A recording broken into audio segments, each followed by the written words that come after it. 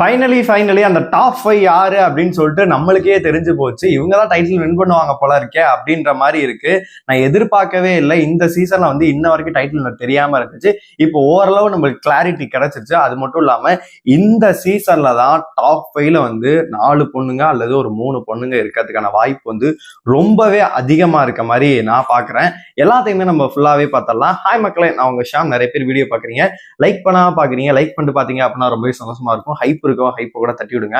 ஓட்டுக்கள் அடிப்படையில் அன்அஃபிஷியல் பார்க்கும்போது இதுவும் அஃபிஷியல் ஓட்டு வந்து ஓரளவு ரிலேட்டபிளா தான் இருக்கும். இது மாதிரி பாத்தீங்கன்னா நிறைய பேர் எவிக்டும் ஆயிருந்திருக்காங்க. அந்த பாட்டம்ல இருக்கிறதெல்லாம் எனக்கு ஆச்சரியமா இருக்கு. ஏடா இவங்களுக்கு தான் ஓட்டு இல்ல, சுபிக்ஷாக்கு அமித்க்கு ஓட்டு இல்ல அப்படின்னா தலைவன் இவனுக்குமே ஓட்டு இல்லையா அப்படின்ற மாதிரிதான் எனக்குமே பார்க்க தோணுது. ஃபர்ஸ்ட் பொசிஷன்ல வந்து கானா வினோத் அவர்கள் இருக்காரு. அவருக்கு வேற லெவல்ல ஓட்டுகள் உள்ளது. அதே மாதிரி திவ்யா அவர்களுக்கும் செம்ம ஆதரவு இருக்கு அப்படின்னே சொல்லலாம். என்னைய பொறுத்த வரைக்கும் அந்த 2 கை வந்து இவங்க இருக்கிறதுக்கான வாய்ப்பு தான் ரொம்ப அதிகமா இருக்கு. இல்ல போன சீசன் வந்து ஒரு பையனுக்கு கொடுத்துறேன், இந்த சீசன் பொண்ணு கொடுக்கலாம்னு சொல்லிட்டு திவ்யாவையும் தூக்கலாம், இல்ல கானா வினோத்துக்கு கொடுக்கலாம் அப்படின்னு சொல்லிட்டு என்ன முடிவு பண்ண போறாங்கன்னு சொல்ல இந்த வீக் எண்டுக்குள்ள பாத்தீங்கன்னா ஒரு முடிவு தெரிஞ்சு, இந்த வீக் அடுத்த வாரம் டிக்கெட் ஃபினாலே வரப்போகுதுல, அதுல வந்து கன்ஃபார்ம் தெரிஞ்சிடும் யாருக்கு டைட்டில் கிடைக்க போகுது அப்படின்னு சொல்லிட்டு. என்னைய பொறுத்த வரைக்கும் கானா வினோத் அல்லது பாத்தீங்கன்னா திவ்யா அவர்களுக்கு டைட்டில் கிடைக்கிறதுக்கான வாய்ப்பு வந்து ரொம்ப அதிகமா இருக்க மாதிரிதான் நான் பாக்குறேன். 3rd பொசிஷன்ல பார்வதி அவர்கள் இருக்காங்க. ஓகே, அடுத்து பாத்தீங்கன்னா அரோரா இருக்காங்க.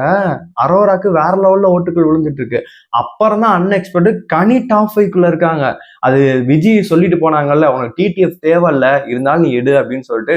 சேனல் என்ன வேணா பண்ணலாம். கனியை வந்து பல வாரம் காப்பாத்தினாங்க. டாப் 5க்குள்ள வீட்டுக்குள்ள வச்சிருந்துட்டு டாப் 5க்குள்ள கூட கொண்டு வரலாம். ஆனா இவங்க எல்லாம் டாப் 5ல இருக்காங்க.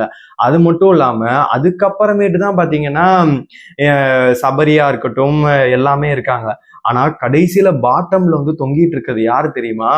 கடைசியில வந்து அமித், சுபிக்ஷா, விக்ரம் பாட்டம்ல தொங்கிட்டு இருக்கா. அது ரிலேட்டபிளா 3 பேருக்கு ஒரே மாதிரி தான். 9,000னா 9,500, 10,000, 11,000 அந்த மாதிரி 3 பேருக்கு ஒரே லெவல்ல தான் இருக்கு. என்னைய பொறுத்த வரைக்கும் இந்த வாரம் அன்எக்ஸ்பெக்டடா விக்ரம் கூட வெளியில போறதுக்கான வாய்ப்பு வந்து ரொம்பவே இருக்கு. ஆனா விஜய் சேதுபதி விடுவாரான்னு தான் தெரியல. அமித், சுபிக்ஷா, விக்ரம் இவங்க 3 பேருக்கும் பாத்தீங்கன்னா சுத்தமா ஓட்டுக்கள் என்பதே இல்லை அப்படின்னு தான் சொல்லணும். ஓட்டுக்கள் சரிய தொடங்கி இருக்கு. இவங்களுக்கு எல்லாம் ஓட்டுக்கள் இல்லை. அதுக்கு மேலதான் சபரி அவர்கள் இருக்காரு. அதனால வந்து இவங்களுக்கு ஓட்டுக்கள் வந்து ரொம்ப குறைவாக விழுந்துட்டு இருக்கு.